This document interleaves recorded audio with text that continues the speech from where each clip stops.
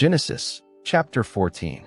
In the days of Amraphel, king of Shinar, Arioch, king of Elasa, Kedorlaomer, king of Elam, and Tidal, king of Goyim, they made war with Bera, king of Sodom, and with Bersha, king of Gomorrah, Shernab, king of Admah, and Shemeber, king of Zeboim, and the king of Bela, also called Zor.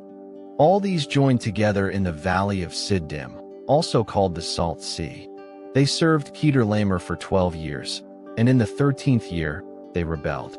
In the 14th year Kedorlaomer came, and the kings who were with him, and struck the Rephaim in Ashtaroth Karnaim, and the Zuzim in Ham, and the Emim in Shave Kiriathaim, and the Horites in their Mount Seir, to El Paran, which is by the wilderness.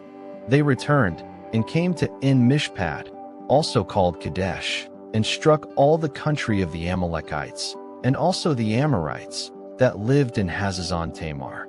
The king of Sodom, and the king of Gomorrah, and the king of Admah, and the king of Zeboim, and the king of Bela, also called Zor, went out, and they set the battle in array against them in the valley of Siddim, against Kedorlaomer king of Elam, and Tidal king of Goyim, and Amraphel king of Shinar, and Arioch king of Elasa, for kings against the five.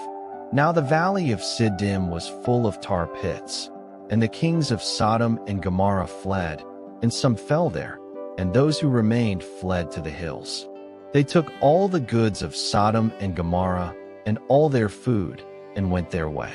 They took Lot, Abram's brother's son, who lived in Sodom, and his goods, and departed.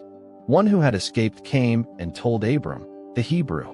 At that time, he lived by the oaks of Mamre, the Amorite, brother of Eshcol, and brother of Aner, and they were allies of Abram. When Abram heard that his relative was taken captive, he led out his trained men, born in his house, 318, and pursued as far as Dan.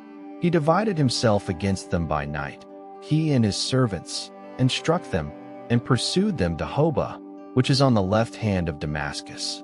He brought back all the goods, and also brought back his relative, Lot, and his goods, and the women also, and the other people.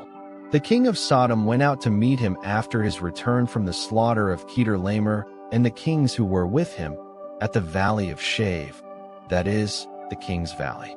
Melchizedek king of Salem brought out bread and wine, and he was priest of God Most High.